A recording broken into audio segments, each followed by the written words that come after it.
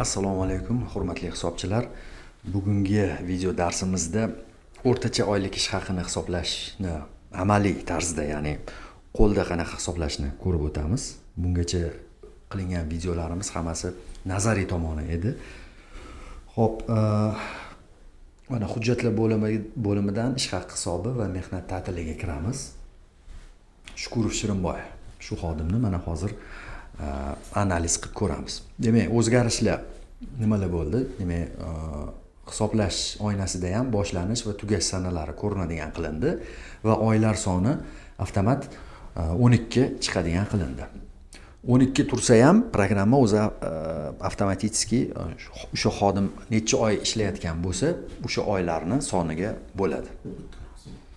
Mutanosib. Xo'p, endi eski mehnat ta'tilini hisoblash bilan yangi mehnat ta'tilini hisoblashdagi metodikada nima o'zgarishlar bo'ldi? Demak, eskisida oklad har doim oxirgisi olinib, qo'shimcha ustama va mukofot pullari 12 oyligi o'rtachasi olinar edi. Hozir yangi talqinda esa hamma, ya'ni soliq kodeksining 371-moddasiga kiradigan barcha to'lov turlari o'rtachasi olinadigan qilindi. Xo'p, endi uni analiz qilishimiz uchun mana alohida bitta oyna qo'shildi. O'rtacha hisoblash uchun jami daromad degan joyiga e'tibor berishingiz kerak bo'ladi. Bu yerda mana oylar kesimida o'sha xodimni barcha lavozimlari va hisob varaqlari, ya'ni litsev shotlari va xarajatlar moddasi bo'yicha mana yoyilmasi ko'rinib turibdi. Bu yoqda mana qaysi ustamalar summalari kelyapti. Mana shu ustamalarni programma demak xodimni hisoblangan summalarini olib kelyapti. Endi shu summalarni to'g'ri olib kelyaptimi yo'qmi bilishimiz uchun shaxsiy kartochkani pechatga berib analiz qilib ko'rishimiz mumkin bo'ladi. Xo'p, analiz qilib ko'rilgandan keyin summalar to'g'ri olib kelayotganiga ishonch hosil qilganingizdan keyin hop eng tagiga tushasizlar. Mana eng tagida jami o'sha o'rtachaga kiradigan summalarni jamisi mana ko'rinadi. 42.881.448 so'm. Xo'p, endi o'rtacha kunlik koeffitsient degan ustuniga o'tamiz. Oldin 25/3 ga bo'linar edi. Hozir har bir oy uchun koeffitsient alohida ishlab chiqiladigan bo'lgan. Xo'p, bu qanaqa hisoblab chiqiladi? Demak, 25/3 ni bo'linadi o'sha oydagi reja kunlariga va ko'paytiriladi xodimni haqiqatda ishlagan kunlariga. Bizning holatimizda reja qancha bo'ladigan bo'lsa, fakt ham shuncha bo'lganligi uchun, demak, xodimda hamma kunlari 25/3, hamma oylari uchun koeffitsient 25/3.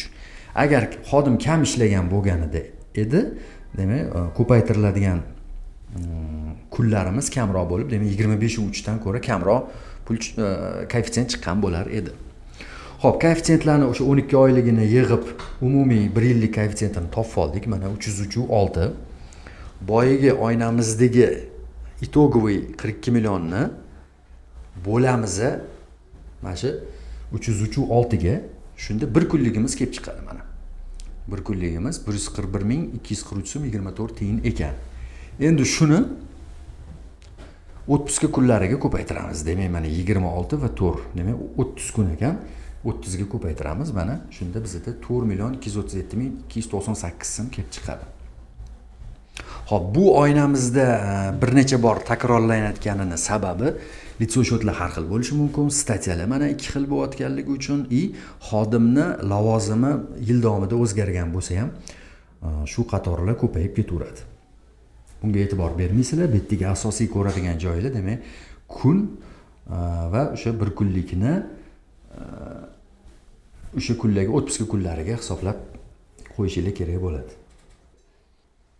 Hop, o'rtacha hisoblash uchun daromad degan oynada chop etish tugmasi bor. Shu oynani pechatga berib olib, Excelda batafsil ko'rib chiqishingiz mumkin bo'ladi. O'sha barcha oynalarni bittada Excelda yig'ilgan variant.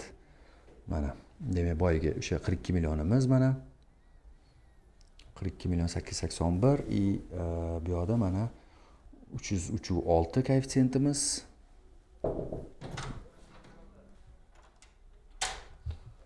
Hop, endi yana bitta asosiy aytib ketish kerak bo'lgan joyi shuki, hop, otpuska hisoblashda juda ko'p xususiy holatlar bor. Misol uchun, tashkilotlar ishlayotganiga hali 1 yil to'lmagan bo'lishi mumkin.